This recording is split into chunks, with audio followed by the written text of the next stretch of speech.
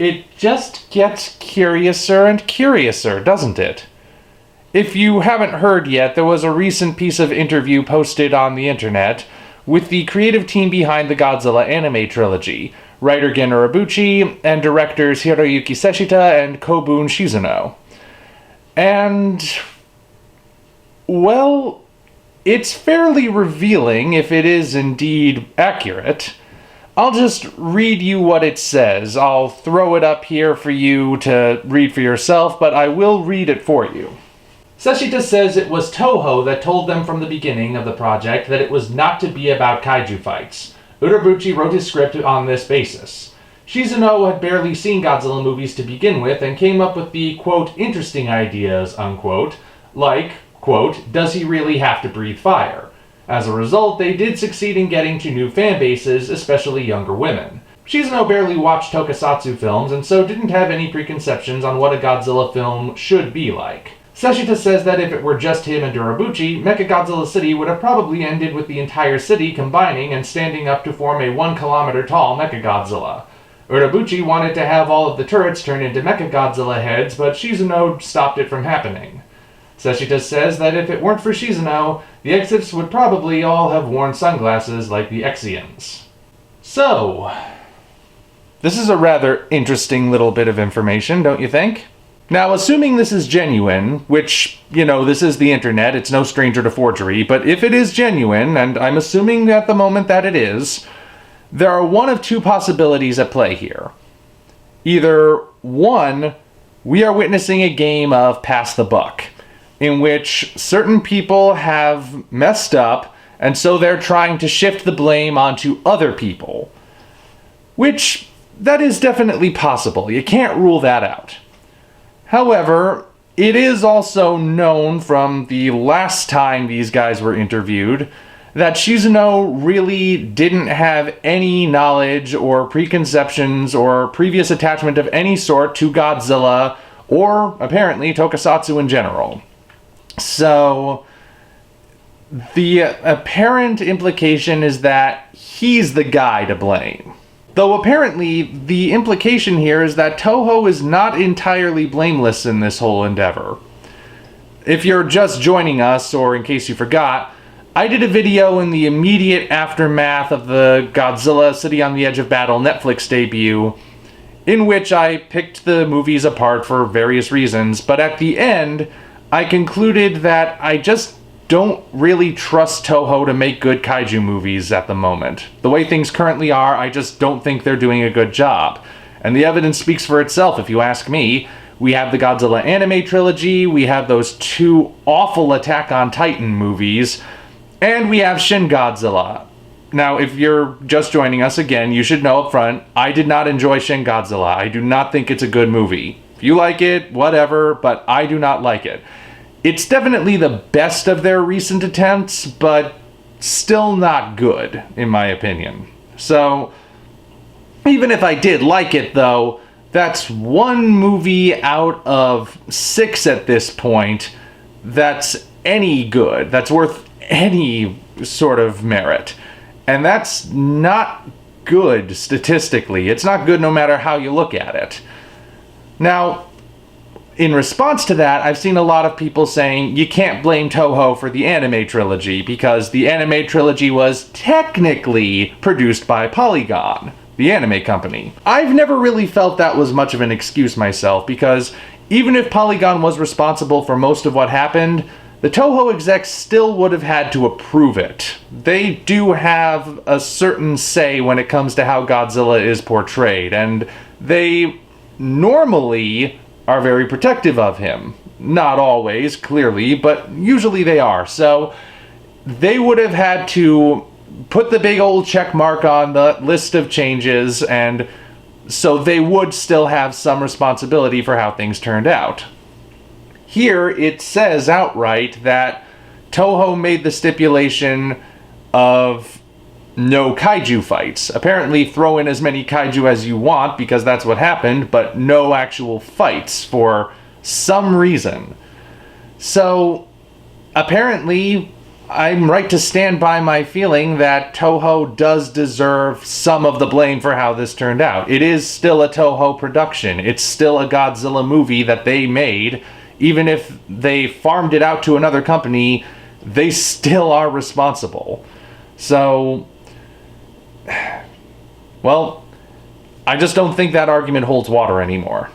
But curiously, it seems that this article is actually trying to say that the real culprit, the one who actually made all of those terrible choices, was Kobun Shizuno. The guy who apparently didn't know thing one about Godzilla from the get-go. It says right here, he's the one who came up with what they're calling interesting ideas. Yeah, so again, either this is a pure example of buck passing, blame shifting, whatever you choose to call it, or it's genuine. I mean, the only reason I entertain the possibility that there is a certain level of blame shifting going on here is because Seshita still did say that he was more than happy to upset the traditionalists, which wound up alienating a good chunk of the fan base, and he hasn't retracted that statement as far as I've seen. So, I'm not letting him off the hook, certainly, not by any stretch of the imagination. But at the same time, we have this other guy who is now being implicated as the one who really messed everything up. So, where does that leave us?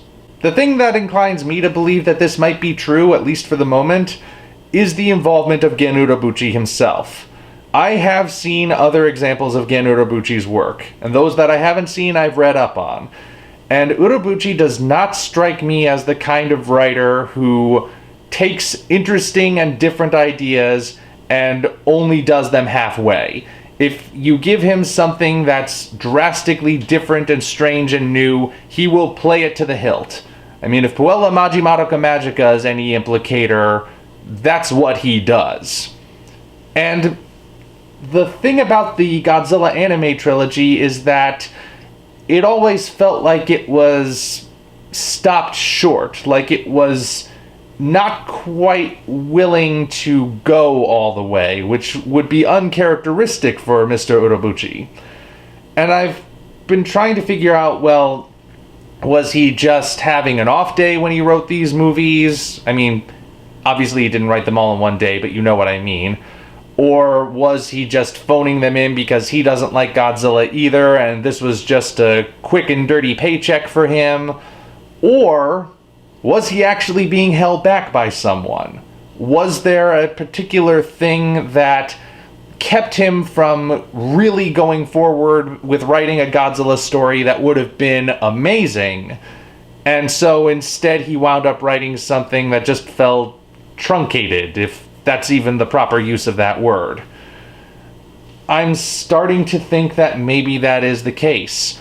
It started when Toho said no monster fights, which, you know, that's a lot of what people like about this series. There's a reason why there have only been 3 solo Godzilla movies at this point, you know. Well, 4 if you count the 98 version, but then again, who does? And then it continued with Shizuno, who kept saying all the things like, does he need to breathe fire, which is directly quoted here. And I'm sure he's also the one who thought, why not make him a plant? Why do we even need to have the other monsters show up in the main plot of the film? Why can't Mechagodzilla just be a city? And why can't he remain a city instead of having the city turn into Mechagodzilla? It's actually very interesting they mention that specifically, because that's almost exactly what I said should have happened in City on the Edge of Battle. It's what I thought was going to happen, certainly, and I said almost word for word, why couldn't they have the city coming to life around Godzilla and fighting back? That's something we have genuinely never seen before. A city actually retaliating as Godzilla attacks it. And of course, why couldn't the city come together to form Mechagodzilla? Or why couldn't they have made a newer, bigger one, like that was in that MMD fan animation? I mean, for all the people who keep saying, we've seen Godzilla and Mechagodzilla fight 5 times before, why did we need to see it again? there's your reason why we needed to see it again, because animation would have allowed us to do something, would have allowed them to do something and us to see something we had never seen before. But that didn't happen, clearly. Even though it felt like that's the direction it wanted to go, it didn't go there. And according to Seshita and Urobuchi, this is the guy to blame. Shizuno. So, again, are they potentially just trying to point the finger at someone else so that people stop coming down on them? Yeah, it's possible. But again, we have the evidence. He said in that previous interview that he doesn't know anything about Godzilla, and apparently he doesn't care to. At first, I didn't mention it when I was responding to Seshita and his particular comment, because that was certainly the more inflammatory of the two. But I do think there is something I would like to address as far as whether or not being familiar with the property or being a fan of it should be important. This is going to be a bit of a tangent, but a couple of years ago, there was an animated work. I don't know if you would call it a micro-series or a movie split into multiple short chapters or what have you, but it was an animated work called G.I. Joe Resolute. And yes, that is connected to the Hasbro toy property G.I. Joe that's been running for a long time now. And Resolute was meant to be for a slightly older audience, and also meant to be a sort of a game changer, I think, if you will. What I mean by game changer is that, well, minor spoilers. G.I. Joe Resolute is one of the few G.I. Joe properties where characters actually die. The joke used to be about the G.I. Joe cartoon that it's the only war in history where no one was ever killed. Because obviously it was a kid's show, you can't kill people on a kid's show, especially not back in the 80s when the parent-guardian groups were keeping an eye on things. But Resolute actually did go in that direction. And circling back around to my original point, the writer of Resolute is comic book writer Warren Ellis. Well, he writes comic books predominantly. He's written other things too, obviously, like Resolute. And the way he tells it, he was called up by producer Sam Register, who you would know if you're familiar at all with the original Teen Titans animated series. Register specifically wanted him for this job, so he called him up. And Warren's first response was, "Why the heck are you asking me? I don't know the first thing about G.I. Joe. I have no connection to it. I'm not a fan. I don't really think I'm the right person to do this job." Sam Register said, "No, you are the right person to do this job. We want you to do this." And I think the reasoning was that because Ellis didn't necessarily have that previous connection, he wasn't a rabid fan, he could actually go in that direction the way a fan might not necessarily. Because if you have someone who is a fan, you might have them say, well, okay, so I'm allowed to kill whatever character I want, so who do I kill? Here's the list. I don't want to kill him because he's my favorite character. Then again, I don't want to kill her either. These two are really good, so I'll keep them alive, and then you keep going down until suddenly no one's dead again. Which completely defeats the point, because this is supposed to be the end game battle. So he could go in that direction. He could take it in that new direction, make changes perhaps, but it would work. And it did work. That's the thing. G.I. Joe Resolute is one of the best G.I. Joe properties out there. If you haven't seen it, I highly recommend it. And what makes it work, the reason that Warren Ellis was able to do it is partly because Warren Ellis is just a good writer up front, so he has to try not to write something good. But I think the other thing is that just because he didn't know beforehand doesn't mean he never bothered finding out. He speaks about how he worked with the Hasbro team to make Resolute what it was. So clearly they would have to give him information to work with, and that shows. There are things referenced in Resolute that he would have had to have done his homework if he were to have incorporated those, because otherwise, if he had just remained completely ignorant, there's no way those certain elements would have wound up in there. And at the same time, they would have said, okay, maybe this particular change shouldn't be the thing, but how about we work with you to figure out what can work? That's the thing. There was cooperation there. Warren Ellis didn't know much about G.I. Joe beforehand, but he made an effort to understand it, at least on some level, so that he could produce a good work. So, based on the evidence, Shizuno is not Warren Ellis. And not just because he's not a writer. It's because he had all these new ideas, but he had no connection to the Godzilla franchise in the first place, and didn't really have a desire to try and understand. He didn't really want to get to that point where he did make something that would please everyone, that could draw in a new audience while still keeping the original fan base satisfied. So, if that's the case, that is a problem.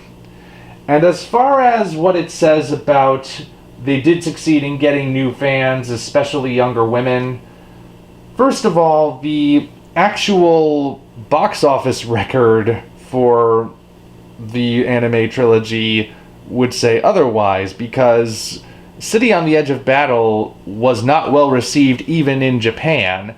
It opened at number 8 in the box office on opening weekend. That's your shot to really hit the number 1 spot, and it only went downhill from there. It did not do very well. It's one of the lowest grossing Godzilla movies of all time, if not the lowest grossing. So, new fan base, sure, maybe there are new fans, but clearly there weren't enough. And you know, the whole thing about getting younger women in on the audience, you know, this isn't going to turn into one of those things where I suddenly start saying, oh, this is like Star Wars trying to appeal to women exclusively and alienating men, and feminism is terrible, down with that. No, I think that's just a coincidence. I believe, you know, I don't think these movies were necessarily specifically trying to appeal to young women, certainly not the same way Disney Star Wars is doing, but yeah, I think that particular part is just how it worked out, and you can sort of see that, because you almost see Haruo, the protagonist of the Anime Trilogy, as someone who could potentially draw in a female audience, because he's the passionate freedom fighter who is also handsome, or at least that's how he's drawn, I suppose. I mean, the art style isn't that good, but anyway. And even if he's flawed, you know, there's that whole I can change him kind of thing. I don't know. I'm not necessarily thinking this was some kind of feminazi ploy, if you will, the way I've seen other franchises of being accused of. I mean, it's curious it worked out that way, but again, clearly wasn't enough to actually make these movies successful. Then again, as I said, it's possible this is just the start of some back and forth feud where it's a he said, she said, they said mentality. This side has their version of how events went down, the other side has their version of how events went down, and we'll only ever have those two sides clashing with each other, and people will take whichever side they want, and we'll never know for certain. That's possible. I hate to think that it will be. I hope that we'll get some more information to either confirm or deny this. Either way, though, the result is still the same. The movies did not work. Even as some of those initial reviews are coming in from Japan saying that The Planet Eater is better they're still not really saying it's great. So, yeah, this just did not work out for anyone. Now, the important thing moving forward is that this is used as a learning experience, because I'm still all for the idea of animating Godzilla, because that can be an interesting way of doing things. And there are examples of kaiju and tokusatsu inspired anime that work. This particular season, there's SSSS Gridman. Before that, there were shows like The Big O, or Neoranga, or, yes, to a certain extent, Neon Genesis Evangelion, though that kind of lost that tokusatsu kaiju angle as it moved forward. So, it can be done. Kaiju and tokusatsu anime can be done. And a Godzilla animated series, let's say, we know for a fact that can work. There's the Hanna-Barbera series, there's the series based on the 98 movie. Both of those have their merits. I mean, obviously, Godzilla the series, the 98 one, is better than the Hanna-Barbera one by leaps and bounds, but that's not to write the old one off. So, it can be done. Now we also have an example of how it can't be done. And moving forward, Toho must keep that in mind. I want to believe that they actually can get their act together, and the executives can say, all right, moving forward with this Godzilla shared universe we're going to make after Godzilla vs. Kong, what can we do to actually make a good Godzilla movie?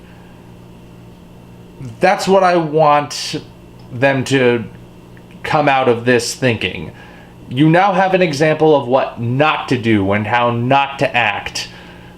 So, please, Toho, for the sake of Godzilla fans all over the world, and for the sake of the series' future, learn from this, okay? Take this experience, take what people have been saying, and go forward as the wiser individuals for it. And to that list of things not to do as you go forward, add this. Do not hire a director or a writer or anyone on the creative team who is, 1, not familiar with Godzilla, and 2, not willing to bother learning. I'm serious about this. The old saying goes that those who do not learn from history are doomed to repeat it. That applies to just about every single aspect of life you can imagine. It's usually used to refer to politics. It can refer to entertainment as well. So learn from your mistakes and do not repeat them. Please. If you enjoyed this video, be sure to like it as well as subscribe to the channel for more content of a similar nature. Also, check the description for links to our Twitter, DeviantArt, and Patreon pages, as well as the Amazon link for the novel Operation Red Dragon: The Daikaiju Wars Part 1, penned by yours truly. Thank you all, and we appreciate your support.